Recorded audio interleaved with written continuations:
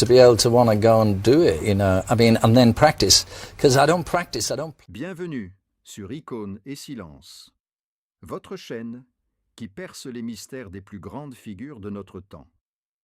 Aujourd'hui, nous plongeons dans l'existence d'un homme qui a révolutionné la musique en murmurant. Une âme qui a transformé notre monde dans la plus grande discrétion.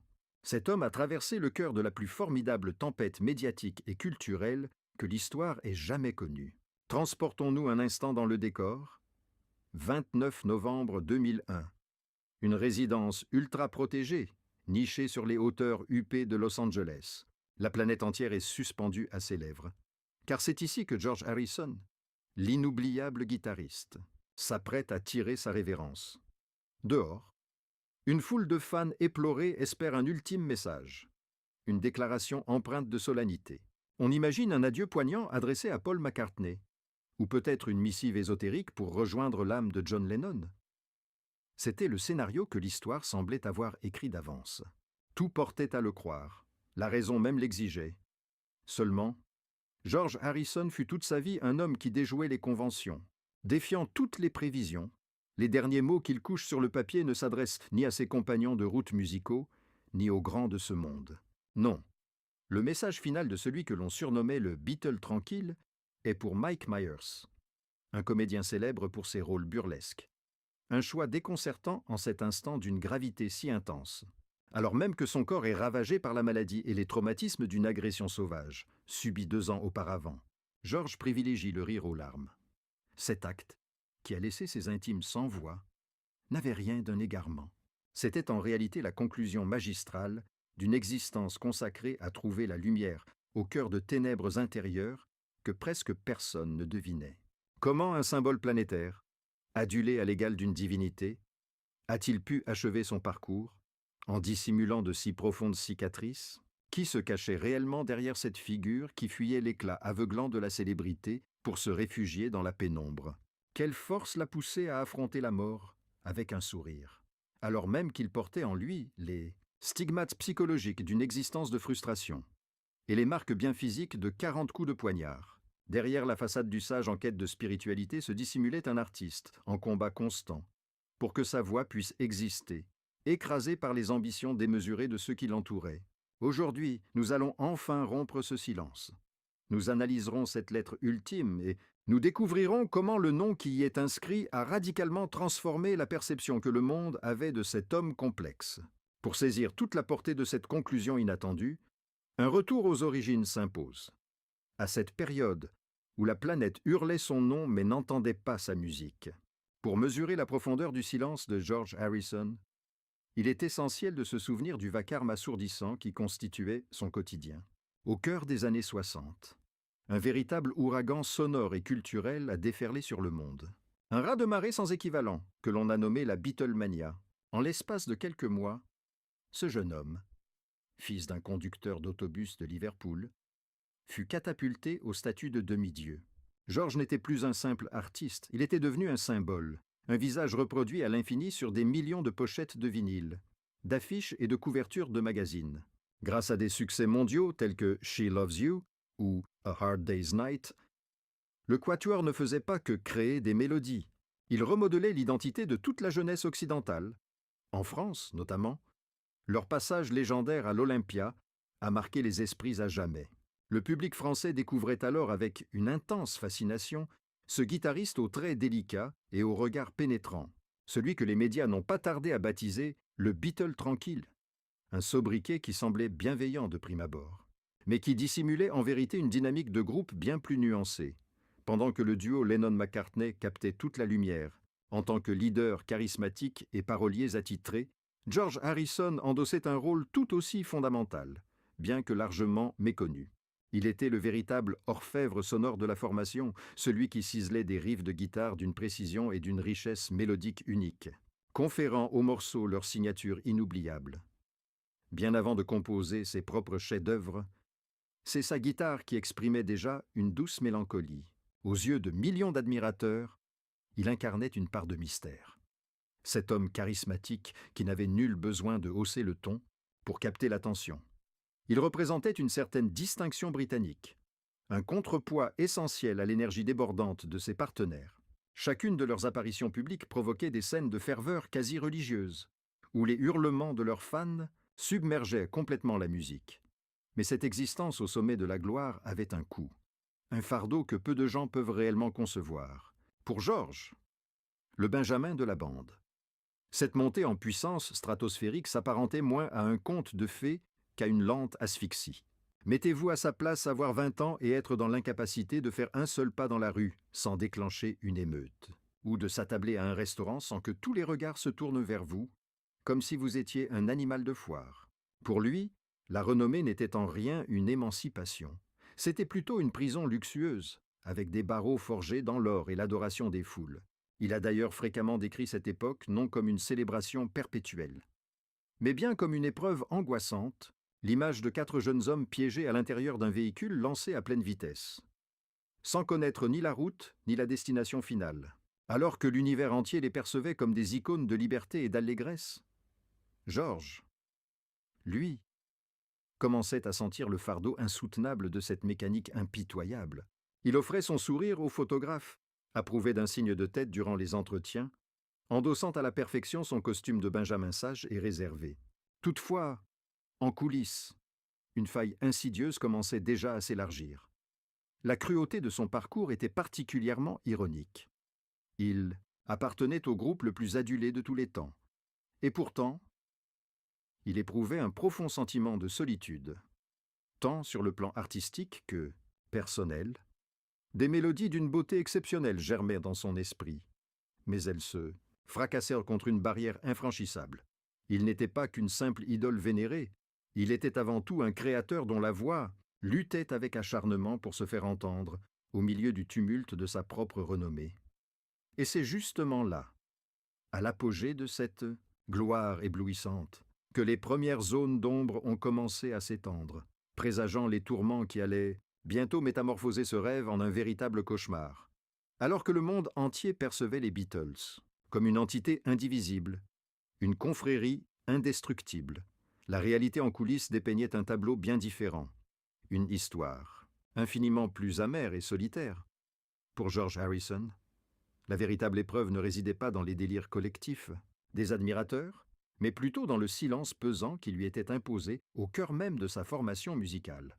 Une hiérarchie impitoyable et tacite régnait John Lennon et Paul McCartney étaient les monarques. George, lui, était tout juste perçu comme le petit frère talentueux, précieux pour ses talents de guitariste, mais sommé de taire ses propres ambitions créatives.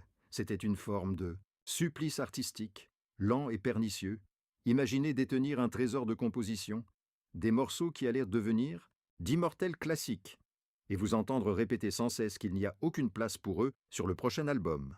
Cette exaspération a atteint son point culminant lors des sessions d'enregistrement de l'album Let It Be.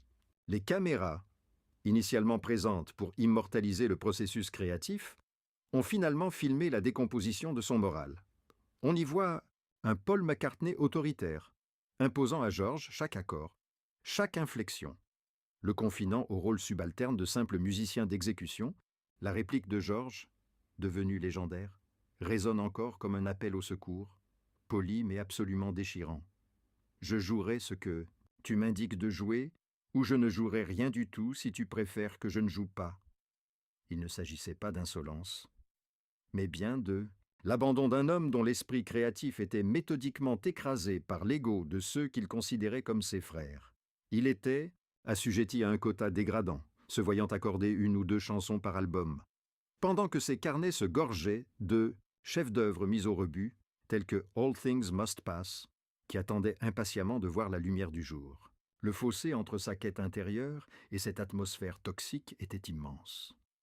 George avait découvert une sérénité profonde, à travers la spiritualité indienne et la pratique de la méditation, s'efforçant de transcender les futilités du monde matériel. Cependant, chaque session en studio le ramenait violemment à la réalité, dans un climat qu'il décrira plus tard comme un véritable zoo. Il se sentait trahi, non par des adversaires, mais par sa propre famille de cœur musical. Personne ne l'écoutait. Personne ne le considérait. Il était devenu l'homme invisible, le génie bâillonné contraint de se battre pour chaque infime parcelle d'existence, créative. Cette mise à l'écart a laissé en lui une cicatrice profonde, engendrant une méfiance tenace envers le monde de la musique et la gloire illusoire qui ne l'abandonnerait plus jamais. Malgré tout, Georges croyait avec une certaine naïveté que le plus difficile était passé lorsqu'il a enfin pris la décision de quitter le groupe pour goûter à sa liberté. Il s'imaginait que se retirer de la scène médiatique et trouver refuge dans son havre de paix de Friar Park lui apporterait finalement la quiétude qu'il avait tant désirée. Mais le destin peut se montrer d'une cruauté indicible. La renommée est une ombre tenace qui vous traque longtemps après que les projecteurs se sont tus. Il était loin de se douter que, des années plus tard, la brutalité qu'il avait cherché à éviter toute son existence ne proviendrait pas d'un producteur despotique ou d'un partenaire égocentrique, mais qu'elle viendrait frapper à la porte même de sa propre chambre. Une nuit de l'année 1999 allait démontrer de la manière la plus tragique qui soit que, pour une légende de son envergure, le sentiment de sécurité n'est qu'une chimère éphémère.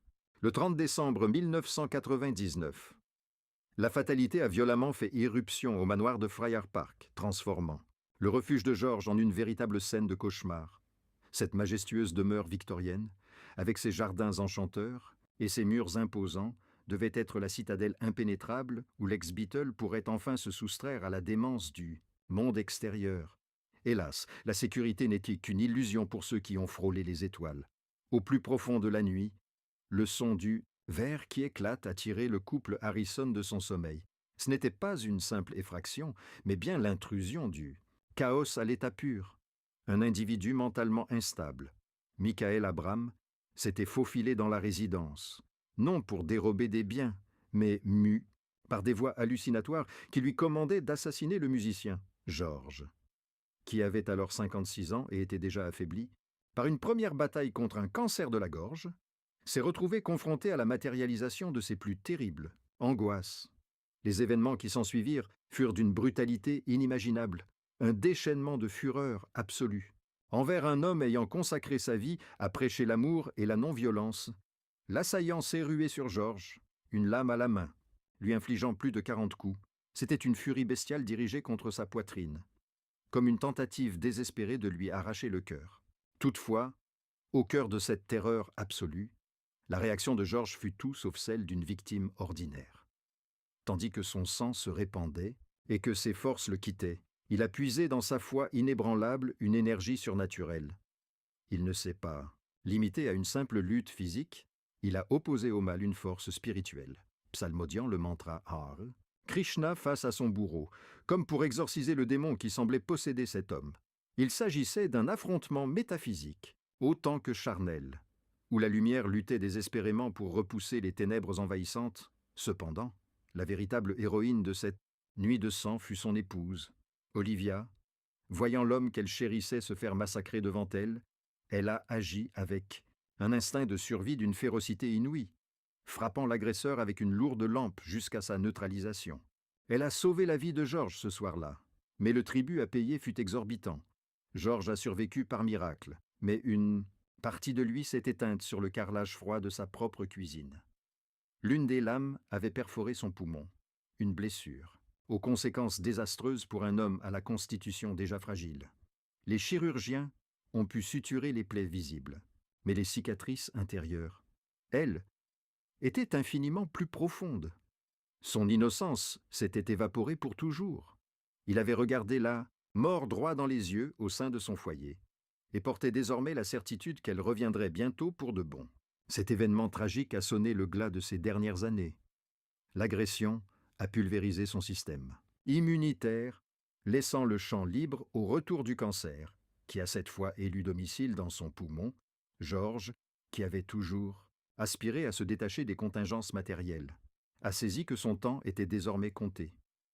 Il s'est alors retiré plus encore de la scène publique, non plus par inclination spirituelle, mais par impératif de survie.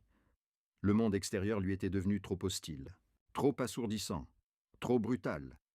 Il ne lui restait qu'à préparer son ultime voyage, à mettre en ordre ses affaires et son esprit. Mais alors que le monde entier s'attendait à le voir sombrer dans le ressentiment ou la peur, George allait offrir un dernier coup de théâtre. Aux portes de la mort, il n'allait pas hurler sa rage. Il allait emprunter une voie que personne n'avait anticipée, révélant un ultime secret dans une lettre qui allait profondément troubler ceux qui pensaient tout connaître de lui. Nous voilà parvenus à l'instant de vérité, ce moment suspendu où le destin d'un homme se fige pour l'éternité, le 29 novembre 2000. George Harrison s'éteint paisiblement à Los Angeles. Entouré de chants sacrés et des effluves d'encens, le monde pleurait la perte d'un géant. On s'attendait à ce que ses ultimes paroles soient marquées par la solennité ou un regret acide envers une industrie qui l'avait souvent exploité. On guettait une confession sur des conflits anciens, peut-être une liste de noms de ceux qui l'avaient trahi ou une dernière méditation sur la souffrance physique qui le rongeait depuis l'attaque sauvage de 1999. Mais George, fidèle à son esprit à part, avait préparé un adieu que personne n'aurait pu anticiper. Il a choisi de rompre le silence non avec une clameur de colère, mais avec un geste d'une légèreté presque surréaliste. Le jour même de son trépas, une missive est parvenue à l'acteur canadien Mike Myers, célèbre pour ses rôles comiques dans Austin Powers. L'acteur, qui ne connaissait pas personnellement la légende, fut abasourdi de recevoir cette correspondance posthume.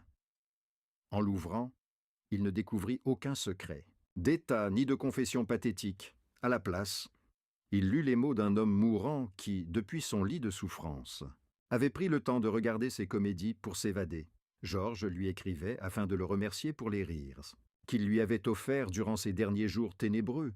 Et puis vint cette requête incroyable, la dernière volonté écrite de l'un des musiciens les plus importants du XXe siècle.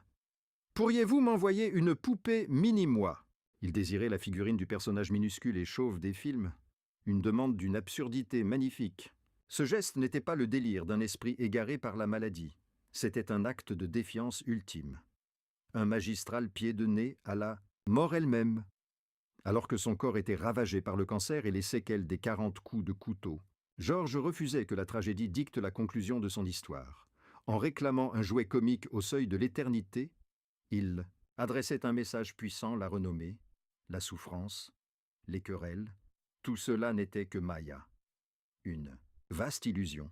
Il avait passé sa vie en quête de paix intérieure, et il l'avait finalement trouvée, non dans la solennité, mais dans la capacité à rire de tout, y compris du néant qui approchait. Il ne nommait pas ses ennemis. Il ne maudissait pas son agresseur. Il a préféré l'humour comme ultime arme de libération spirituelle. Ce courrier a provoqué une onde de choc planétaire. Non pour les ténèbres qu'il aurait pu dévoiler, mais bien pour l'éclat lumineux qu'il rayonnait. Elle était la preuve vivante que l'artiste derrière « All Things Must Pass » avait profondément intégré la sagesse de sa propre mélodie. Il s'était affranchi de son image de Beatle effacée, longtemps étouffée par les personnalités écrasantes de John et Paul, et n'était plus le survivant traumatisé d'une agression sauvage. Il redevenait simplement George, une âme affranchie s'éclipsant avec une pointe d'humour, se délestant des fardeaux terrestres pour un dernier voyage sans bagages. Loin d'être un dénouement tragique, ce fut son triomphe ultime. Mais, alors même que son esprit prenait son envol, une ultime interrogation demeurait en suspens, un legs spirituel qu'il nous destinait, à nous, qui continuons, sur cette terre, de nous abreuver de ces mélodies. Quelle est donc la véritable leçon à extraire de cette disparition si hors du commun?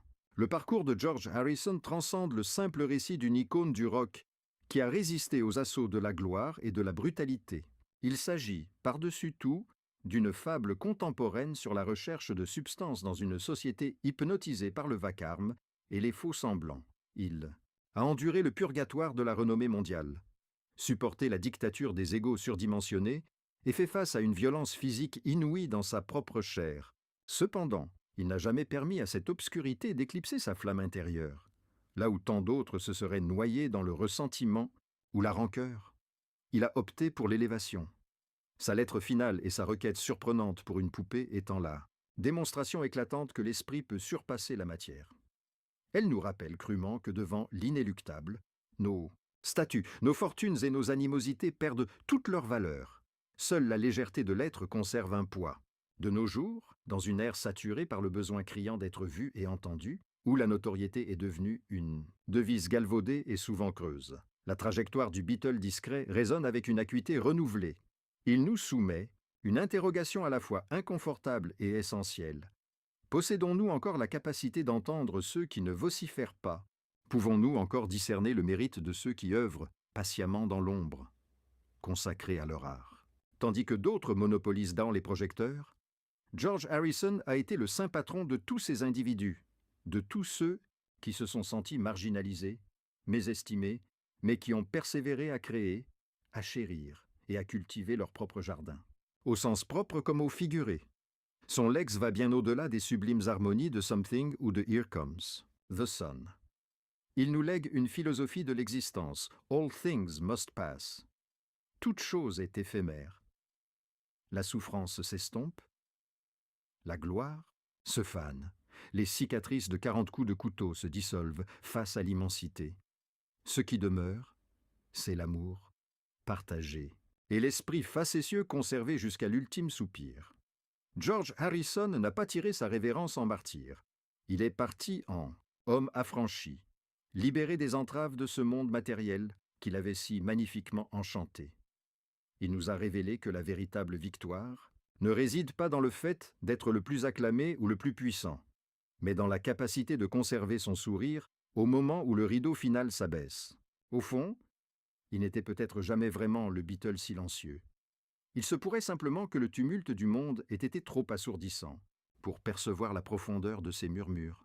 Et aujourd'hui, maintenant que le calme s'est installé, nous pouvons enfin l'entendre véritablement